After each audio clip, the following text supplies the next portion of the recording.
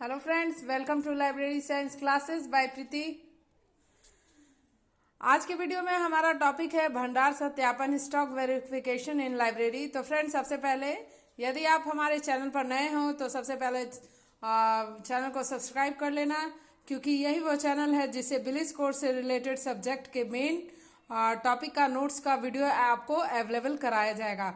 तो प्लीज़ हमारे चैनल को इसके लिए सब्सक्राइब कीजिए ताकि आपको नोटिफिकेशन मिले जब भी मैं अगला वीडियो डालूँ। तो चलिए बात करते हैं अब हमारे वीडियो के टॉपिक की।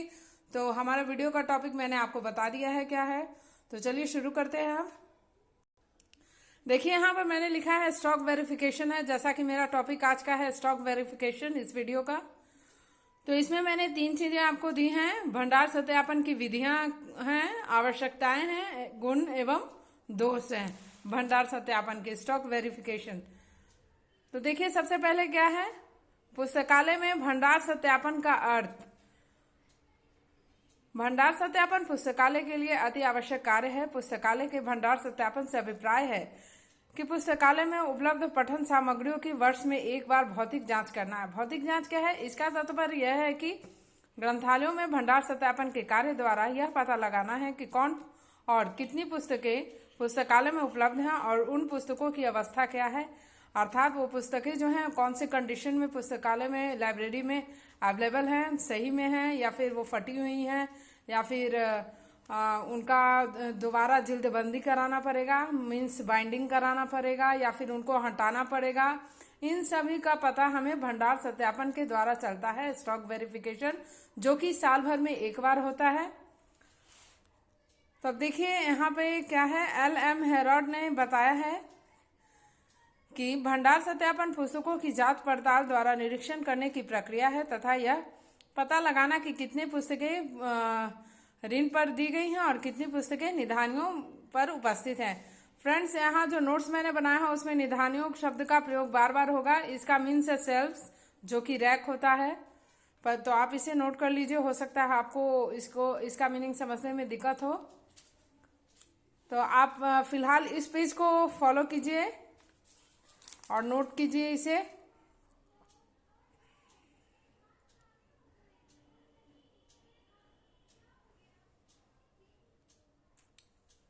तो ये था भंडार सत्यापन का अर्थ। अब हम बात करेंगे इसकी विधियां के बारे में। भंडार सत्यापन की विधियां देखिए, यहाँ पे लिखा हुआ है, भंडार सत्यापन पुस्तकालय का एक महत्वपूर्ण कार्य है जिसे बड़ी ही सावधानी से किया जाना चाहिए। भंडार सत्यापन की विधियां प्रत्येक पुस्तकालय में अलग अलग प्रकार से की जाती है, जिनमें से कुछ महत्वपूर्ण विधियों का वर्णन यहाँ पे किया जा रहा है। अब बात करते हैं इसकी विधियां क्या क्या हैं। तो देखिए, यहाँ पर 4 मेन विधि है। परिग्रहण संख्या द्वारा, बाय एक्सेशन नंबर, ग्रंथों की गणना द्वारा, बाय काउंटिंग मेथड, निधानी सूची विधि द्वारा, बाय सेल्फ लिस्ट मेथड, नमूना विधि द्वारा, बाय सैम्पलिंग मेथड। ये जो है ये मेन 4 विधि है। देखिए, परिग्रहण संख्या द्वारा जो है इसके अंतर्गत 3 मेथड है। परिग्रहण रजिस्टर की सहायता से परिग्रहण संख्या एक्सेशन नंबर को बोलते हैं। नंबर 2 में है अलग रजिस्टर जिसमें परिग्रहण संख्या लिखी हो। फिर नंबर 3 में है एक अलग शीट जिसमें परिग्रहण संख्या लिखी हो। ठीक है, आप इस पेज को नोट कर लीजिए।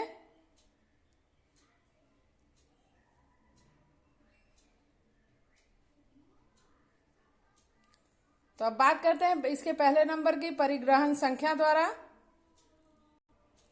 देखिए फ्रेंड, परिग्रहण संख्या द्वारा में क्या है, एक बार आप मेरी बातों को सुन लीजिए, फिर आप इसका जो मैंने मटेरियल लिखा है उसको फॉलो कीजिएगा, तो आप बिल्कुल अच्छे से समझ जाएंगे। देखिए, परिग्रहण संख्या द्वारा है, इसमें एक परिग्रहण रजिस्टर होता है, एक सेशन रजिस्टर होता है।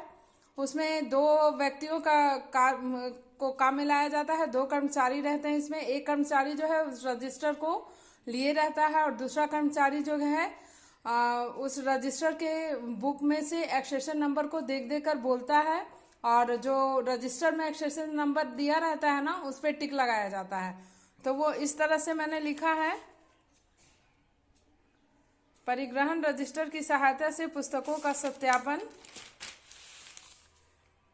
करना अत्यंत सरल विधि है। इसमें परिग्रहण रजिस्टर को निधानियों के पास ले जाया जाता है। एक कर्मचारी पुस्तकों की परिग्रहण संख्या बोलता है एवं दूसरा परिग्रहण रजिस्टर में सही का चिन्ह लगाता है। जब सभी पुस्तकों की जांच हो जाती है तो उन पुस्तकों की सूची बनाई जाती है जिनमें सही का निशान नहीं लगा रहता है। ठीक है, जिनमें सही, अब जिस एक्सेशन नंबर में सही का टिक नहीं लगा हुआ है ना, तो उस बुक को पुस्तकों से मतलब ऐसा माना जाता है कि वो बुक जो है लाइब्रेरी में अवेलेबल नहीं है, यानी वो लाइब्रेरी से खो गई है, ऐसा मान लिया जाता है। ठीक है, और इसमें एक दोष भी लिखा हुआ है। इस विधि का प्रमुख दोष है कि इस विधि में बार बार रजिस्टर के पन्नों को पलटने से परिग्रहण रजिस्टर के पृष्ठ जो हैं वो खराब हो जाने की संभावना बनी रहती है। तो इस प्रकार मैंने इसका डिटेलिंग की यहाँ पे दे रखा है, आप इसे नोट कर लीजिए।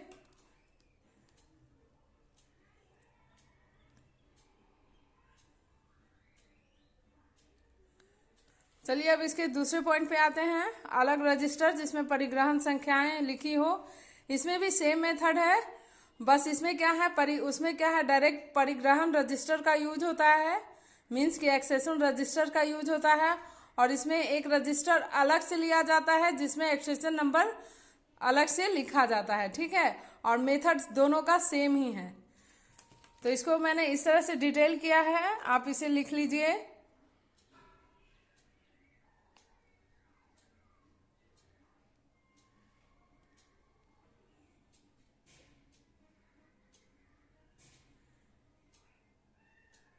ये देखिए यहाँ तक इसका डिटेलिंग है। अब बात करते हैं पहले नंबर के तीसरा जो पॉइंट है उस पे जाते हैं, अतिरिक्त सीटें जिसमें परिग्रहण संख्या लिखी हो।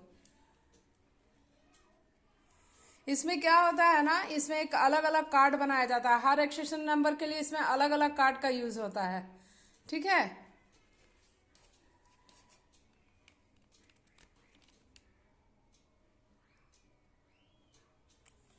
और उसमें ना अलग अलग रंगों की पेंसिलों का प्रयोग होता है, और जिस वर्ष जिस रंग की पेंसिल का प्रयोग होता है उसका वर्णन सीट के भाग में हम कर देते हैं। यह विधि भी सरल व आसान है, लेकिन इसमें भी काफी समय नष्ट होता है, तो आप इसे भी लिखिए।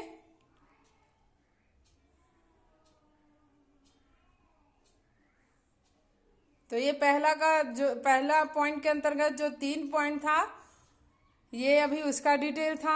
अब चलते हैं दूसरे पॉइंट के ऊपर। देखिए दूसरा पॉइंट है ग्रंथों की गणना के द्वारा। यह विधि सबसे सरल विधि है। इसमें निधानियों पे मतलब रैक्स पे जितनी बुक होती है ना, उन सबको काउंट किया जाता है तथा कुल संख्या से मिलान कर लिया जाता है। यानी जो लाइब्रेरी में जो जितनी भी पुस्तकें का संख्या होता है उसे मिला लिया जाता है, जो रैक पे सजी हुई पुस्तकें होती है उनके नंबर से, और जो बच जाता है टोटल काउंटिंग में जो बच जाता है उससे पता चलता है कि वो पुस्तकें लाइब्रेरी में अवेलेबल नहीं है उतनी संख्या में। तो इसी का डिटेलिंग यहाँ पे मैंने दिया है।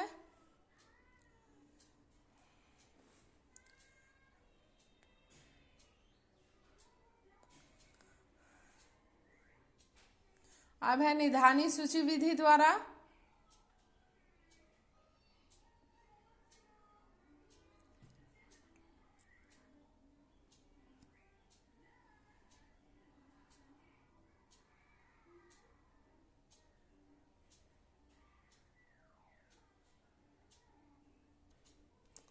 देखिए ये नंबर 3 यहाँ तक खत्म होती है, और ये नंबर 4 है यहाँ से नमूना विधि द्वारा।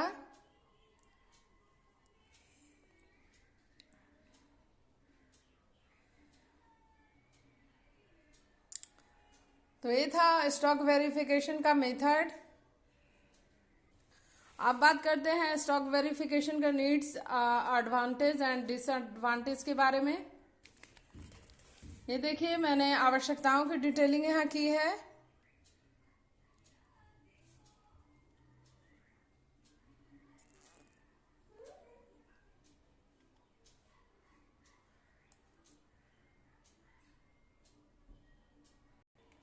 यहाँ देखिए आवश्यकताओं की डिटेल यहाँ खत्म होती है। इस पॉइंट पे अब बात करेंगे इसके एडवांटेज एंड डिसएडवांटेज के बारे में। पहले मैंने लिखा है एडवांटेज का, ये डिटेल है यहां से, लाभ,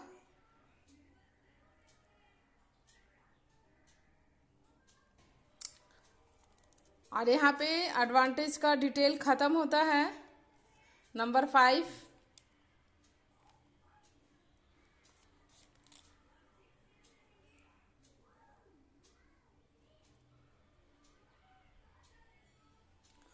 और यहाँ हानियां लिखी हुई है डिसएडवांटेज स्टॉक वेरिफिकेशन की।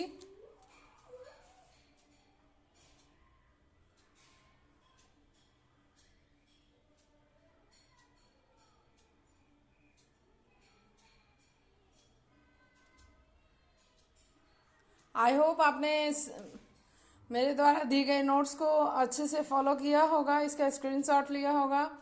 तो फ्रेंड्स, आप हमें कमेंट्स में ज़रूर बताइएगा। आपके कमेंट्स के द्वारा हमें यह पता चलेगा कि हमारे वीडियो का लेवल कैसा है। तो प्लीज़ हमारे वीडियो में को लाइक करते रहिए, सब्सक्राइब करते रहिए और फॉलो करते रहिए। और फिर मिलेंगे एक अगले वीडियो में नए टॉपिक के साथ। तब तक के लिए बाय बाय, थैंक यू।